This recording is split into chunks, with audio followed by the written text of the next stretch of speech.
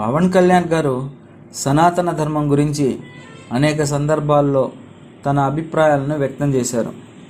ఆయన తెలుగు సినిమాల్లో నటుడిగా మాత్రమే కాకుండా జనసేన పార్టీ వ్యవస్థాపకులుగా, రాజకీయ నాయకుడిగాను సనాతన ధర్మంపై తన సుదీర్ఘ విశ్వాసాన్ని పంచుకుంటున్నారు. సనాతన ధర్మం గురించి పవన్ కళ్యాణ్ గారు ఏమన్నారంటే, ఇది కేవలం మత సంబంధం మాత్రమే కాదు, ఇది మన భారతీయ సంస్కృతిని, జీవిత విధానాన్ని ప్రతిబింబించే ధార్మిక మరియు తాత్విక సూత్రాల సమాహారం అని.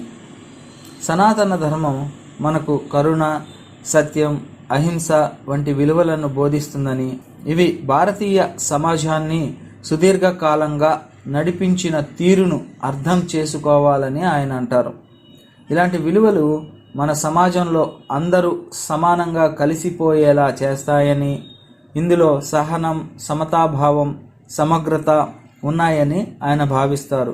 కేవలం పూజలు, ఆచారాలు మాత్రమే కాకుండా సనాతన ధర్మంలో అంతర్గతంగా ఉన్న తత్వాలను, మానవతా విలువలను కూడా పట్టించుకోవాలని, సమాజంలో కొందరు సనాతన ధర్మాన్ని తప్పుగా అర్థం చేసుకోవడం, దానిని రాజకీయ ప్రయోజనాల కోసం వాడుకోవడం ఆయన ఎద్దేవా చేశారు.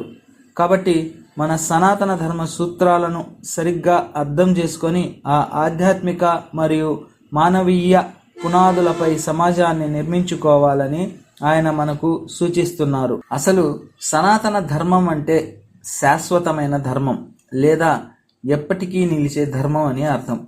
సనాతన అంటే శాశ్వతమైన లేదా చిరస్థాయి అని, ధర్మం అంటే నైతికత, న్యాయం లేదా క్రమబద్ధత అని అర్థం. సనాతన ధర్మం అనేది కాలానికి అతీతమైన, ఎప్పటికీ నిలిచే ఆధ్యాత్మిక మరియు నైతిక సూత్రాలు, జీవన విధానం. భారతీయ సాంప్రదాయంలో ఇది కేవలం మత సంబంధం మాత్రమే కాదు, దీనిలో మానవుల మధ్య సామరస్యం, కరుణ, అహింస, సత్యం, ధర్మం వంటి విలువలను ప్రోత్సహించే ఒక సాంస్కృతిక మరియు ఆధ్యాత్మిక వ్యవస్థగా భావిస్తారు.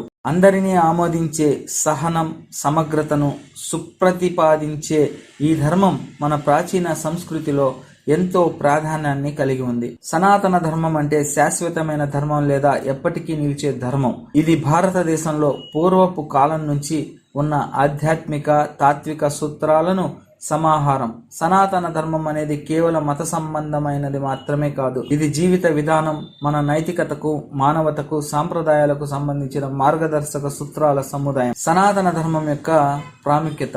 మొదటగా ఆధ్యాత్మికత. సనాతన ధర్మం ప్రధానంగా ఆధ్యాత్మికతపై దృష్టి సారిస్తుంది. ఇది మనస్సు, శరీరం, ఆత్మల సమతుల్యతను కల్పించడానికి, మనిషిని నైతికత మరియు ఆత్మీయతతో జీవించడానికి మార్గం చూపుతుంది. అహింస మరియు శాంతి. సనాతన ధర్మంలో అహింస అంటే హింస లేకుండా జీవించుట ప్రధాన భావంగా ఉంది. శాంతిని, సామరస్యాన్ని, సహనాన్ని ప్రోత్సహించే ధర్మం ఇది. సహనం మరియు సమగ్రత. సనాతన ధర్మం అన్ని మతాలను, భావాలను గౌరవిస్తుంది. ఇందులో అన్ని రకాల వ్యక్తుల్ని, వారి విశ్వాసాల్ని సమానంగా చూడాలని, సహనంతో నడవాలని సూచిస్తుంది. కరుణ మరియు సత్యం. సనాతన ధర్మం ప్రకారం మనిషి ఆత్మ శాశ్వతమైనది, ఇది పునర్జన్మను అనుభవిస్తుంది. కర్మ సిద్ధాంతం ప్రకారం మన కర్మల ఆధారంగా మన పునర్జన్మ జరుగుతుంది. సమాజం. సనాతన ధర్మం సమాజం ప్రతిపాదిస్తుంది. అందరినీ సమానంగా చూడాలని, ఇతరుల పట్ల ప్రేమ, కరుణ కలిగి ఉండాలని బోధిస్తుంది. సనాతన ధర్మం యొక్క ప్రాముఖ్యత ఏంటంటే, సనాతన ధర్మం భారతీయ సంస్కృతికి ప్రాముఖ్యతనిచ్చే మూలాధారం. ఇది కేవలం ఆధ్యాత్మికతను మాత్రమే కాకుండా మనిషి మానసిక, శారీరక, సాంఘిక మరియు నైతిక అభివృద్ధికి మార్గం చూపుతుంది. దాని విలువలు మన జీవితానికి గాఢమైన ఆధారాలను అందిస్తాయి. ఇవి కాలానుగుణంగా సంస్కృతి మార్పులకు అనుగుణంగా వృద్ధి చెందే. సనాతన ధర్మం ప్రపంచం మొత్తంలోని మానవాళికి శాంతి, కరుణ, న్యాయం, సత్యం వంటి విలువలను ప్రసారం చేయడంలో ఎంతో కీలక పాత్ర పోషించింది. సనాతన ధర్మం అనేది భారతీయ సాంప్రదాయం, ఆధ్యాత్మికత మరియు తాత్విక భావాలకు సంబంధించిన ఒక శాశ్వతమైన జీవన విధానం. ఇది భారతదేశపు అతి పురాతనమైన మత పద్ధతులకు, సాంప్రదాయాలకు మూలాధారంగా ఉంది. సనాతన ధర్మం విషయాలను వివిధ మహాకావ్యాలు, పురాణాలు మరియు గ్రంథాలలో ప్రస్తావించారు. ముఖ్యంగా భారతం, రామాయణం మరియు భాగవతం వంటి ప్రాచీన గ్రంథాలు. సనాతన ధర్మం కేవలం మతాచారం మాత్రమే కాదు, ఇది జీవన విధానం.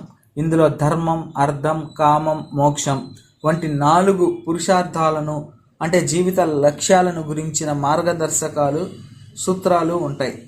సనాతన ధర్మం భారతీయ సమాజంలో సత్యం, అహింస, కరుణ, సహనం వంటి మానవీయ విలువలను తెలుపుతుంది. ఇది వ్యక్తిగతంగా మరియు సామాజికంగా జీవించడానికి మార్గం చూపుతుంది. మహాభారతం ఒక గొప్ప కవితా సాహిత్య గ్రంథం. ఇది ప్రపంచంలోనే అతి పెద్ద కావ్యంగా గుర్తింపు పొందింది. ఇందులో ప్రధానంగా ధర్మం గురించి చెప్పబడుతుంది. మహాభారతం నందు కురుక్షేత్ర యుద్ధం, భారత వంశం మరియు పాండవులు, కౌరవుల కథ ప్రధానంగా ప్రస్తావించబడ్డాయి. ఈ కావ్యంలో అత్యంత ప్రాముఖ్యత కలిగిన భాగం భగవద్గీత. భగవద్గీత సనాతన ధర్మం యొక్క కేంద్రమైన తత్వాలను వివరిస్తుంది. కృష్ణుడు అర్జునుని కర్మయోగం, భక్తి యోగం, జ్ఞానయోగం వంటి మార్గాల ద్వారా సనాతన ధర్మ సూత్రాలను బోధిస్తాడు. సనాతన ధర్మంలో ధర్మపరమైన కర్తవ్యానికి అత్యంత ప్రాముఖ్యత ఇచ్చింది మహాభారతం.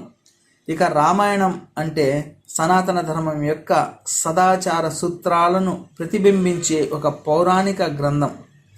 రామాయణంలోని ప్రధాన పాత్ర అయిన శ్రీరాముడు ధర్మానికి సాకార రూపం. రాముడు తన జీవన శైలిలో పితృవాక్య పరిపాలన, సత్యనిష్ట మరియు కరుణా దృష్టి వంటి సనాతన ధర్మ సిద్ధాంతాలను ప్రతిరూపం చేశాడు. రామాయణం సనాతన ధర్మంలోని కుటుంబ జీవన విలువలు, భార్యాభర్తల ధర్మం, రాజధర్మం మరియు మానవీయ ధర్మం వంటి విలువలను విశదీకరిస్తుంది. ఇక భాగవతం విషయానికి వస్తే శ్రీమద్భాగవతం అనేది సనాతన ధర్మంలోని భక్తి మార్గంను ప్రధానంగా ప్రతిపాదించే ఒక మహాకావ్యం. ఇందులో విష్ణువు యొక్క దశావతారాలు మరియు శ్రీకృష్ణుడు ప్రధాన పాత్రలుగా ఉంటారు. భాగవతం యొక్క కేంద్రీయ విషయం భక్తితత్వం.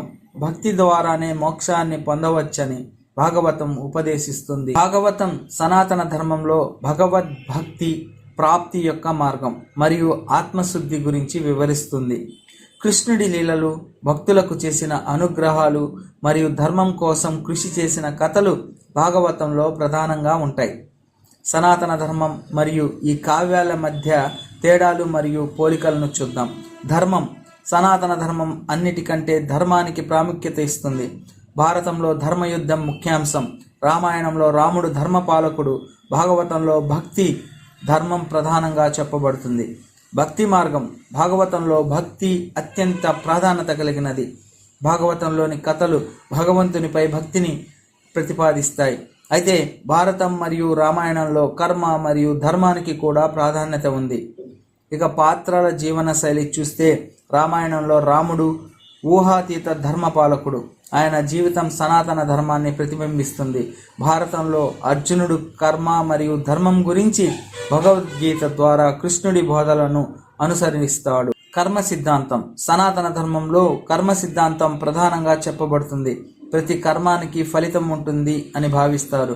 భారతం, రామాయణం, భాగవతం 3 గ్రంథాలు కూడా కర్మ సిద్ధాంతాన్ని తమ కథాశ్రేణిలో ప్రతిపాదిస్తాయి. కర్మ సిద్ధాంతం.